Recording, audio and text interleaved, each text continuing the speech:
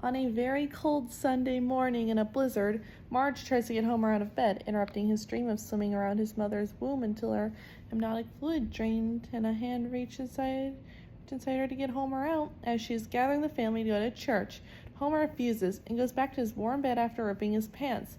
Marge takes the kids to church in the freezing cold. When Bart asks where their dad is, Marge just states he's resting, although Bart asks her to be specific because resting to Bart either means Homer is hungover or Homer is too depressed to go anywhere because he got fired. After sleeping extra late, he finally gets up to go use the bathroom and has fun with the house all to himself.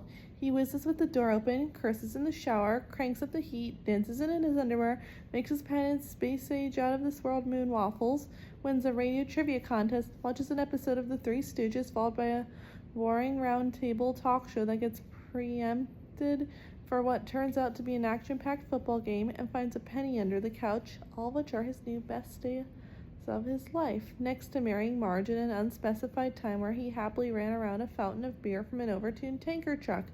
Meanwhile, Marge, the kids, and the rest of the congregation shiver their way through the service in a rambling sermon due to the furnace not working, only to find themselves trapped at the end because the door is frozen shut.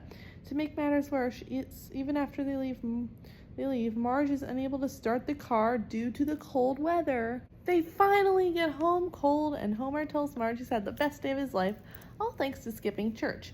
Marge is shocked to hear this and tries to insist to the children that Homer's just kidding.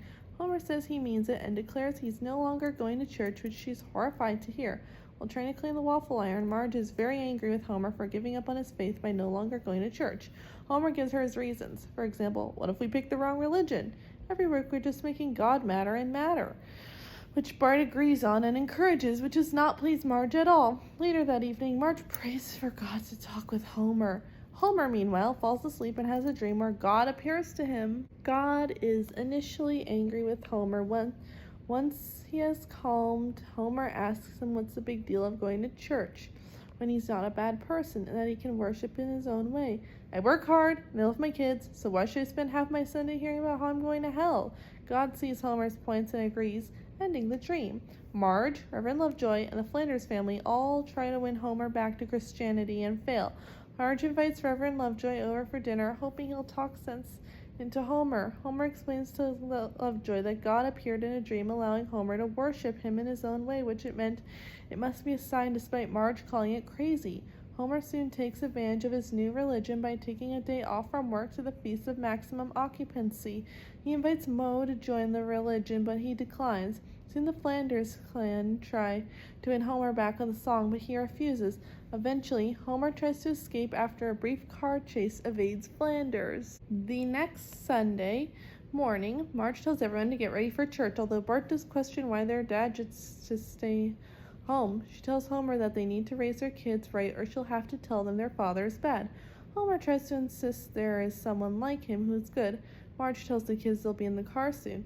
Marge insists to Homer not to make her choose between him and God, but Homer claims she's just siding with someone else. Again, she does ask him once more if Homer will go to church with her and the kids, and he declines. At church, Lovejoy berates Homer and tells everyone to keep the Sabbath day holy, while Homer is once again at home while everyone else is at church.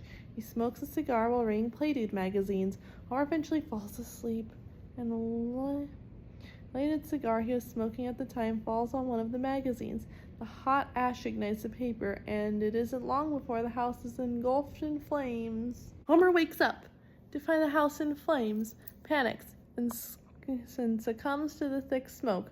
Apu, a Hindu, spots a blaze and takes up his duties as part of the Springfield's volunteer fire department, of which the Jewish Krusty the Clown is also a member. Meanwhile, the Christian Ned tries to rescue Homer. After the fire department has extinguished the blaze, Homer fears that God was showing vengeance, but Reverend Lovejoy points out that God was actually working in the hearts of Homer's friends, despite their different faiths. Homer apologizes to those he was rude to and thanks them for saving his life when they could have let him burn. A kind-hearted Lovejoy convinces Homer to give church another try, which he agrees to. Homer is at church next Sunday, but sleeps through the service. God appears in his dreams again and consoles Homer on the failure of his religion.